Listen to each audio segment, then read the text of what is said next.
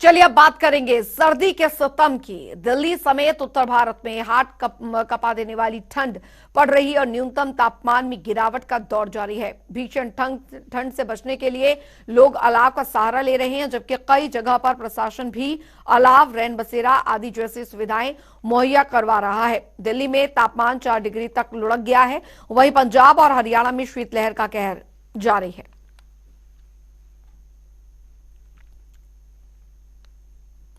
तो लोगों को अलाव का सहारा यहां पर लेना पड़ रहा है। लगातार बढ़ती ठंड जो है वो लोगों के लिए यहां पर काफी परेशानी खड़ी कर रही है। वहीं दिल्ली के अलावा उत्तर प्रदेश, बिहार, राजस्थान, जम्मू कश्मीर आदि में दिनों दिन पारा गिर रहा है। यूपी के शहरों की बात करें तो राजधानी लखनऊ में बुधवार को न्यूनतम तापमान 5 डिग्री सेल्सियस रहने के आसार हैं। मौसम विभाग का अनुमान यही है कि सुबह के समय कोहरा रह सकता है, हालांकि दिन चढ़ने के साथ कोहरा कम होता जाएगा। इसी तरह गाजियाबाद की तरह बात अगर करें तो यहां का न्यूनतम तापमान मिनिमम टेम्परेचर जो है वो 7 और मैक्सिमम टेम्परेचर 21 डिग्री सेल्सियस रह सकता है। ये 4 तस्वीरें हम आपको अलग अलग जगह की दिखा रहे हैं। जयपुर में आप देख सकते हैं पूरी तरह जीरो विजिबिलिटी बनी हुई। लखनऊ में भी यही हाल है। शिमला और दिल्ली की तस्वीरें भी आपको दिखा रहे हैं।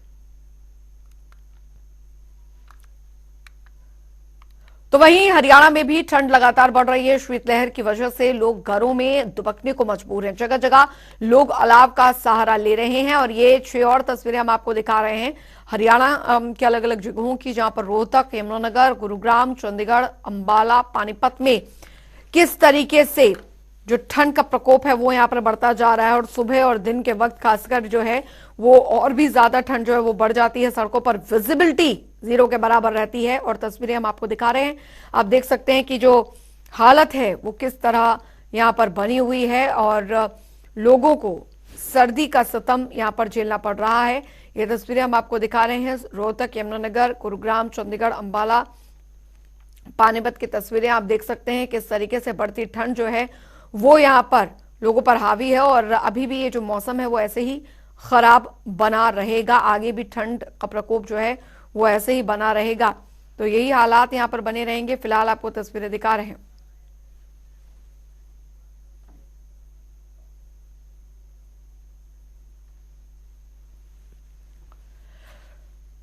तो चलिए फिलहाल हमारे तमाम जो संवाददाता हैं वो भी हमारे साथ जुड़ गए हैं और यहां पर जान लेते हैं कि फिलहाल वहां पर कैसा मौसम बना हुआ है और क्या स्थिति जो है वो वहां पर बनी हुई है। सबसे पहले हम यहां पर रुक करेंगे फिलहाल कि किस तरीके की स्थिति जो है वो यहां पर बनी हुई है। गुरुग्राम से हमारे संवाददाता हमारे साथ जुड़ गए हैं, विजेंद्र हैं, संजय रोहतक से हमारे साथ जुड़ गए हैं और दीपक मुट्रेजा भिवानी से अमित भी हमारे साथ जुड़ गए हैं। सबसे पहले मैं गुरुग्राम का रुख यहां पर करना चाहूंगी। विजेंद्र, फिलहाल कैसा मौसम वहां पर बना हुआ है?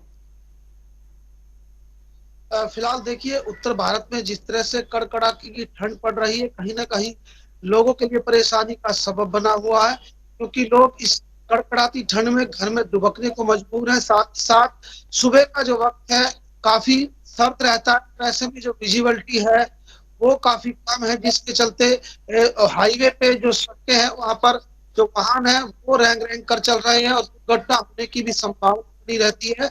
और लोग सर्दी से बचने के लिए अलाव का सहारा ले रहे हैं। साथ ही साथ रैन बसेरों की जो व्यवस्था प्रशासन द्वारा की जा रही है, जो लोग हैं, जो बेघर लोग हैं, जो खुले आसमान के नीचे रहते हैं, उनके लिए रैन बसेरे खोले गए हैं, उनके लिए तमाम व्यवस्था की जा रही है। और ऐसे में जो सर्दी का स्तंभ है वो लगातार बढ़ रहा है। पहले ही कोरोना के चलते या प्रदूषण के चलते काफी परेशानी लोगों को झेलनी पड़ रही है। ऐसे में अब लगातार जो सर्दी का कहर है वो भी बढ़ते नजर आ रहा है। ऐसे में जो छोटे बच्चे हैं उनके फिलहाल स्कूल बंद है और ऐसे में लगातार ये भी देखना होगा कि जिस तरह से लगातार सर्दी बढ़ रही है, इसको लेकर भी जिला प्रशासन जिस तरह से रैन बसेरों की बात करता है, लगातार गरीब लोगों के लिए जिनके सर पर छत नहीं है उनके रहने के लिए व्यवस्था करता है, उसका कितना कारगर साबित होता है। हालांकि हर साल रैन बसेरों के लिए व्यवस्था की जाती है, लेकिन जो तमाम व्यवस्था है उसमें भी कहीं ना कहीं खामियां नजर आती है। तो ऐसे में इस भरी सर्दी में जिला प्रशासन को भी ऐसे लोगों के लिए भी इंतजाम करने चाहिए जो लोग बेघर हैं, जिससे कि वो सर्दी से बच सके। जी अंजलि। जाहिर तौर पर। और अभी प्रशासन द्वारा क्या व्यवस्था यहाँ पर की गई है ये भी यहाँ पर देखना होगा। संजय, फिलहाल अगर बात रोहतक की करें तो कैसा मौसम वहां पर बना हुआ है, प्रशासन की तरफ से क्या व्यवस्था की गई है, खासकर अगर रैन बसेरों की यहाँ पर बात की जाए तो क्या वहां पर इस तरीके की कोई व्यवस्था देखने को मिल रही है?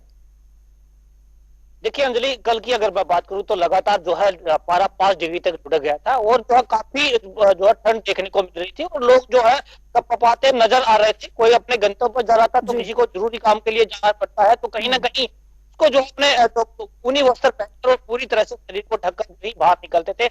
ऐसे में कुछ लोग जो है अलाव का सहारा लेते हुए जरूर दिखाई दिए, क्योंकि उनका कहना है कि सर्दी से बचने के लिए सिर्फ अलाव एक ऐसा साधन है जिससे बचा जा सकता है, उन्हीं कपड़े पहनना। लगातार जो आज अगर बात करें तो आज जो है डिग्री है, क्योंकि कल देवता ने अच्छी जो है दिन में धूप नहीं, लेकिन जैसे जैसे शाम ढलती गई उसके बाद जो है ठंड जो है बढ़ती गई और आज जो है 9 डिग्री तक, जो 8 और 9 डिग्री तक पारा पहुंच गया। लगातार जो अब 8 बज चुके हैं, हालांकि देवता ने जरूर दी है लेकिन उसके बावजूद भी इतनी है कि लोग घर से बाहर नहीं निकलते, बावजूद जो कहीं ना कहीं दिक्कतों का लोगों को सामना करना पड़ता है। सबसे ज्यादा दिक्कतें जो है वो उन लोगों को आ रही है जो जिन्हें अपने गंतव्य पर जाना है, जिन्हें ड्यूटी पर जाना है। हालांकि हरियाणा सरकार ने स्कूलों का टाइम जरूर चेंज कर दिया है, 10 से 2 बजे का जो है स्कूलों का टाइम कर दिया है, क्योंकि छोटे बच्चे थे जो स्कूल में जाते थे उनको काफी मुश्किलों का सामना करना पड़ता था।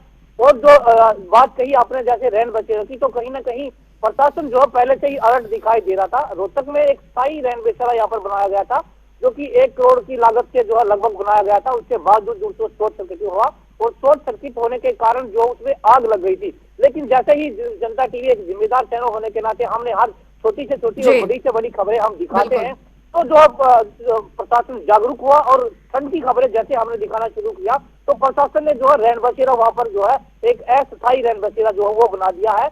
और हालांकि जो खुले आसमान के नीचे जो लोग सो रहे थे वो अब उस अस्थायी रैन बसेरे में जो है रात गुजार रहे हैं।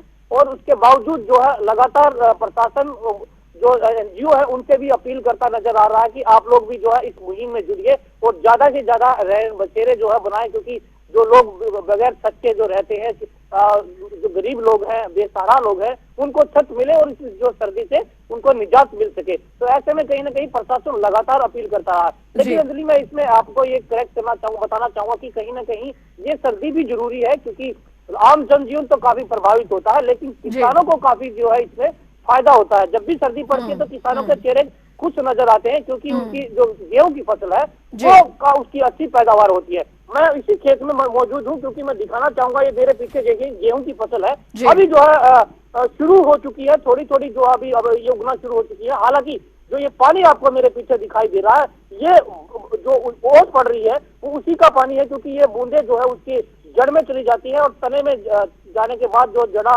जड़ है वो और भी जो है फसल अच्छी उगती है और ज्यादा जो है बम्पर पैदावार होती है। तो इससे कहीं ना कहीं किसान की जो लागत आती है वो कम भी आती है और पानी की और खाद की जो लागत है वो कम होती है। चलिए, किसानों के चेहरे पर खुशी यहाँ पर इस ठंड से, लेकिन जनता के लिए जो है वो परेशानी इस बाबत की अब ठंड की ठिठुरन जो है वो आगे भी सताएगी।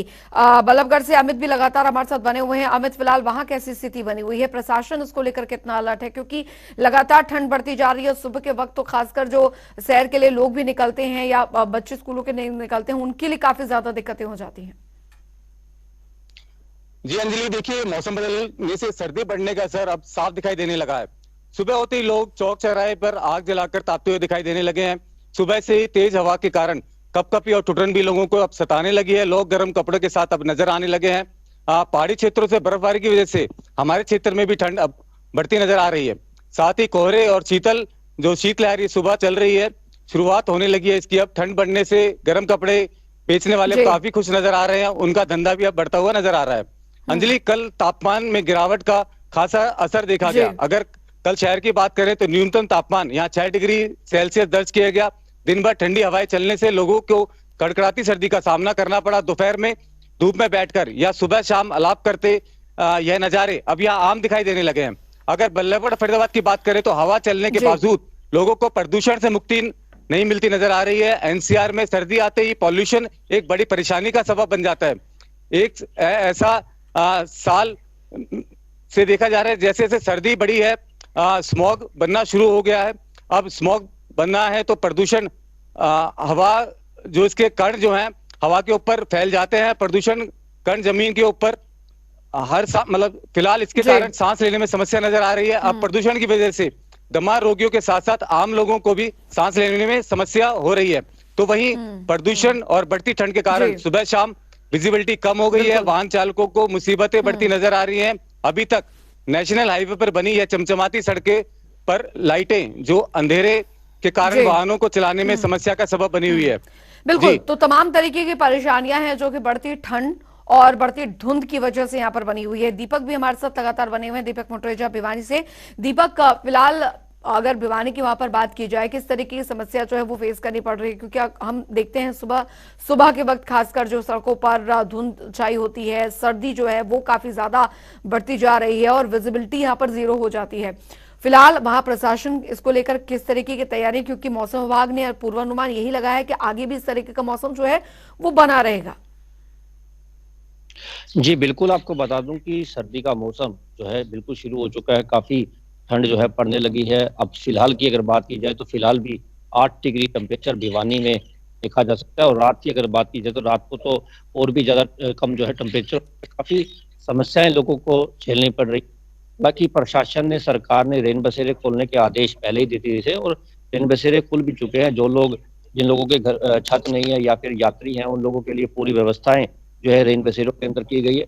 आपको बता दूं कि साथ ही डॉक्टरों ने भी इस प्रकार से लोगों को सलाह दी है, जो बुजुर्ग लोग हैं या फिर बच्चे हैं, उन्हें इस सर्दी में बाहर निकलने से साफ तौर पे मना किया गया है, क्योंकि काफी समस्याएं उन्हें आती है। हाई ब्लड प्रेशर की समस्या ज्यादा सर्दी की वजह से आती है, तो उनको कहा गया है कि वो धूप के समय में ही बाहर निकलें, बिना जब सर्दी का समय है या सुबह या शाम उस समय बाहर ना निकले, क्योंकि जो है सर्दी ज्यादा पड़ती है। सिर को ढकने की बात भी डॉक्टरों के द्वारा की गई है।